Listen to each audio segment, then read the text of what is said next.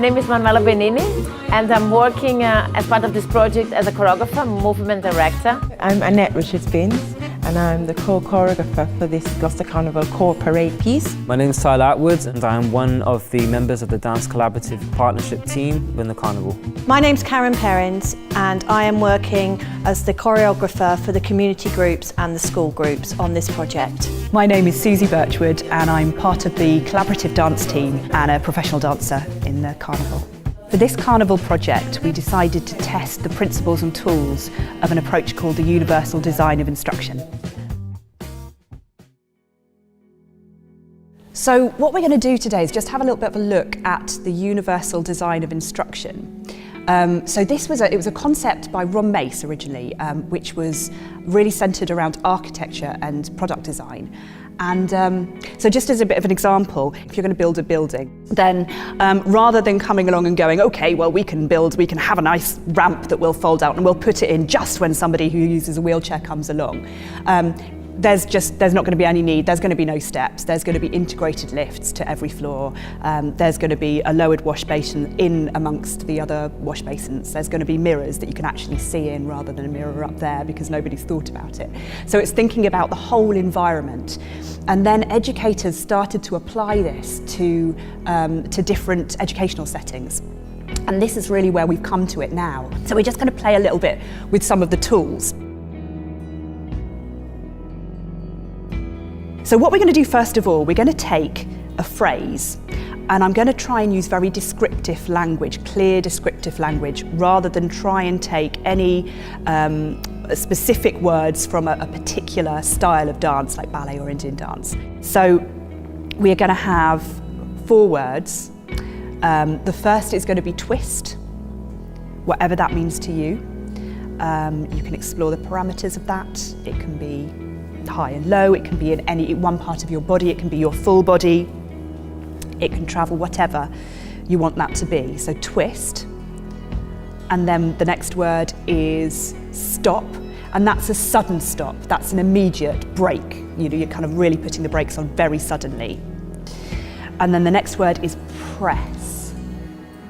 Press. And then the final word is shift. So just have a little bit of explore each single movement as its own entity. So explore each movement, see if it feels more comfortable coming from one part of the body, just have a real play with it.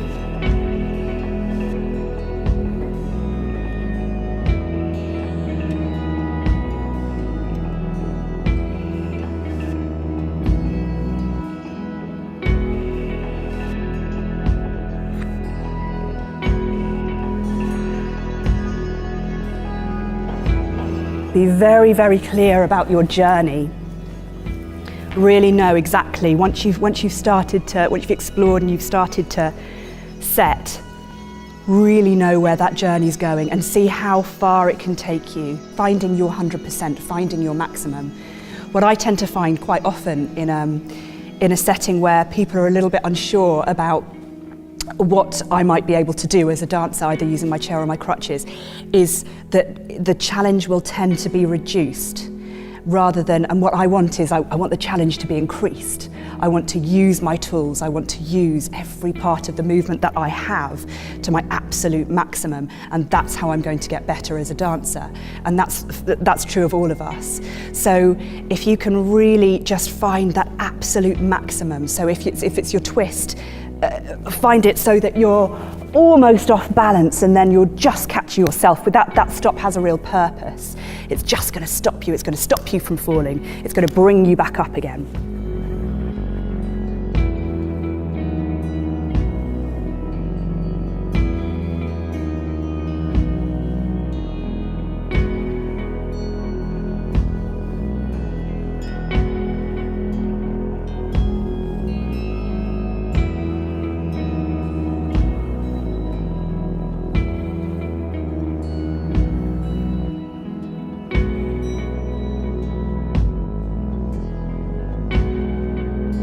Sometimes with this method you might give quite an open an open instruction, and it can be left to the individual to explore that and to find their own way.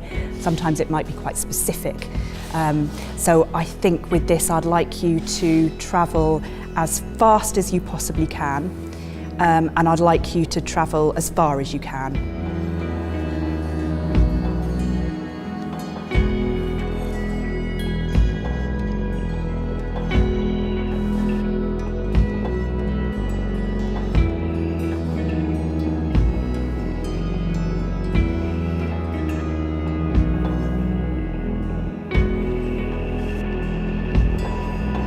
And working with a partner, I want you just to share your phrase, and I want you to learn it directly. So learn each other's phrase directly. When I say directly, you will make translations for your own body. You might choose to sit on the floor, and you might choose to find a floor phrase, which is taking the form and the function of each of those movements.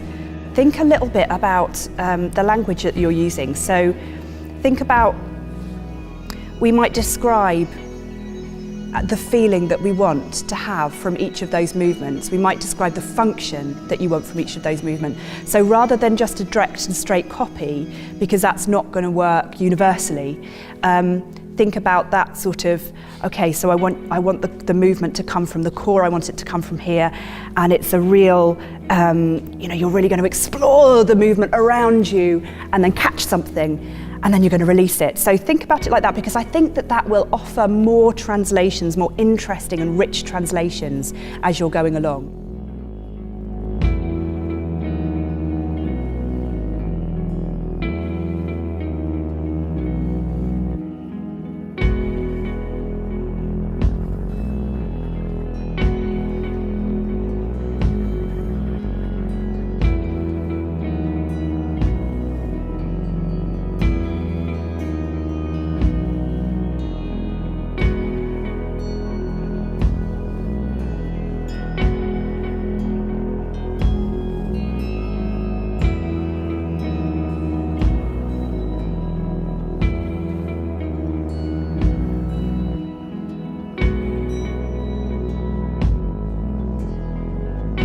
It's important as a disabled dancer, you're often in the position of improvising all of the time. We get very, very good at improvising, but not necessarily always having the opportunity to set and refine.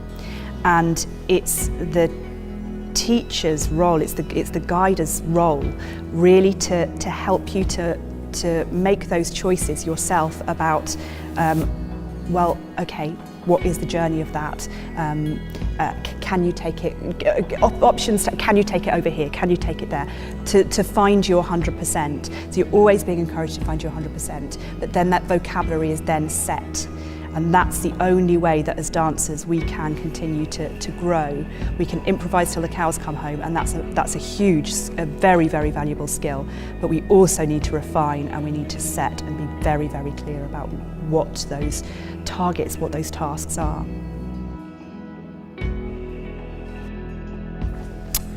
We're going to have a little bit of a look at dropping and joining now, just for a second. So this is about making choices as a dancer and opportunities as a dancer. So I've made a choice that in my choreography, I really want to travel. So for me to travel, my arms need to be here, and so I'm gonna drop the press because I need time to place my arms here and then to get my body ready to then shoot forward. So that's my reasoning for stopping there. So it's not, as I say, it's not to miss something out. It's to go that extra mile with the challenge that you've chosen. So what I would do is have a bit of a conversation with your partner about what in their piece really, really interests you. And if it is, if it's the travel, if it's the press, then maybe miss out a minimum of one. You have to miss a minimum of 1 of 4 movements. You can miss as many as you want, as long as you do one movement. You can miss up to 3.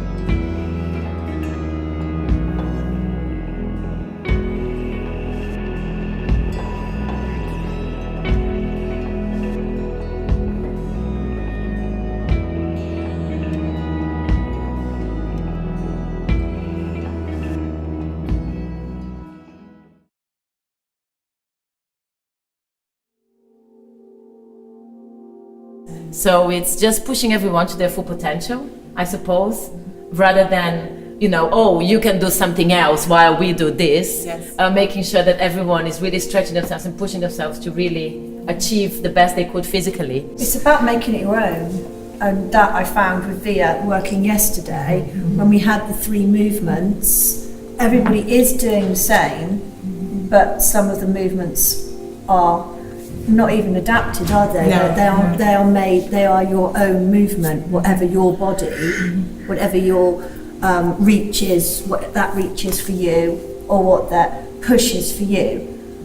That's what everybody does, and it unifies it and makes it everybody doing the same choreography. Yeah, I think that's really key, isn't it? It does unify it. It means that there isn't a group over here doing this and a group over here doing this. There's unity and there's clarity, and I think that quite often in some of the work that we've seen, and I think we've all seen it, that there's a tendency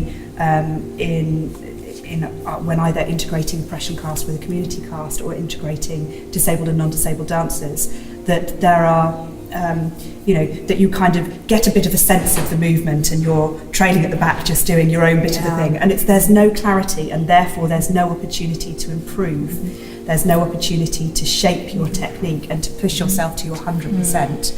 It is just, well, we'll just kind of muddle along. It's really nice to be using the universal design method of instruction across different dance genres, because we've worked extensively with ballet, and now to see how it's working with Indian dance as well. It's really exciting. Carnival dance, because it's just the same method. It's just a really, really useful toolbox that you can apply in any different setting. Looking at the different baselines people have, so many ideas came off of that. We were able to interpret the same move in, say, 10, 15 different ways just by looking at people's personal experience without adding anything like levels or dynamics into it. It just really showed how much you could make and how many ways that you could make it, and how you could do the same thing and it looks different from person to person, but you know it's a unified thing. And it, for me, that really embodied something which is different but also better in a way. What Susie was talking about with drop, join, replace, that was really interesting as a choreographic process to have more movement possibilities, but you know, it's again, it almost goes completely over the head of that notion that there are 2 levels, there are 2 ways of doing something, as in there is performers who are not as able-bodied, and there are performers who are able-bodied. It completely gets around that. It's not about that. It's about everybody finding the essence of the movement. Absolutely. Which You're was finding like a level playing field. exactly. Yeah. And it was exactly. It was just really interesting to see how we could all connect to the essence of something. It's not even about trying to do exactly the same movement. It's about finding the same tension, the same 100%. I think what you brought on the table, which made me question a lot, is how we use language. Yeah. You know, so how the language is used that might put someone in a wheelchair in a different relationship. I don't know, but I remember being still being, even today when we were doing something with Jack, and I used a word that I thought, no. You know, questioning ourselves how we actually are using language to communicate something, and being very specific, you know. Yeah, it's travelling rather than walking. Yes. Moving across a room. It's just, it's a much more open language, isn't it? So anybody Definitely. Well, I felt the first challenge was the route, because of the different levels of pavement and surface and the distance. So once we'd looked at that, and that had a bearing on how we were going to work things out amongst ourselves. That's a really useful exercise, that was walking the route and figuring that out. I That think really informed quite a lot of what we did and where we stopped. Thinking about timing and thinking about levels. I mean, and actually, you know, not because you stand this tall, you perform all the time there. having the different levels and the different groups and moving around and so on. And also timing, slowing, making it fast, slowing, and just using time as a resource within it. I thought it was quite nice exploring that in particular with Vian. Yeah. That, as a disabled dancer, there is nothing more frustrating than kind of going, okay, I can't quite keep up with that, so I won't quite get it. And it's lovely to be able to be in a situation to go, right, let's just stop there. Can I just take that movement and can I have a little bit of a play with it? And what you did today when we were doing the garbo was great, because actually I thought our overall choreography enhanced by you saying, actually, it's too much for me to do these two turns. Let's slow it down, and then we slow down as our choreography, and it looked gorgeous because the dynamic changed. I'm not looking in terms of people having their limitation in terms of their personal experience within dance or within performance, but looking at the route which the carnival procession will be going at, and then looking at the different experiences people have, you tend to find that a lot of creativity comes from limitation. So you put a limit on what it is that you have, like setting a boundary, and then you see what you can do within that boundary. And I felt that these different supposed limitations or adaptations which we've had to make depending on route, depending on group, depending on experience, has ended up to help us sculpt something which is better. I think the word universal design is a very good term, because it's meant to be universal, so it should be for all parties. So there should be no barriers based on experience, based on age, or based on disability. It is universal, so it means it can apply to anyone and everyone. So it means we can incorporate anyone and everyone. So I think, it of course it can, because it's for everyone. Now I wanted to say that it has been a really inspiring project for me, because I've been working in carnivals all over the world, in places like India and Brazil, where disability is not even part of an agenda or a narrative. It's just not even talked about. I mean, if you think of India alone, there's no way a wheelchair user can navigate. So the city is there. So just being able to explore new ways of working, new vocabularies, and new ways of thinking, it's been really inspiring.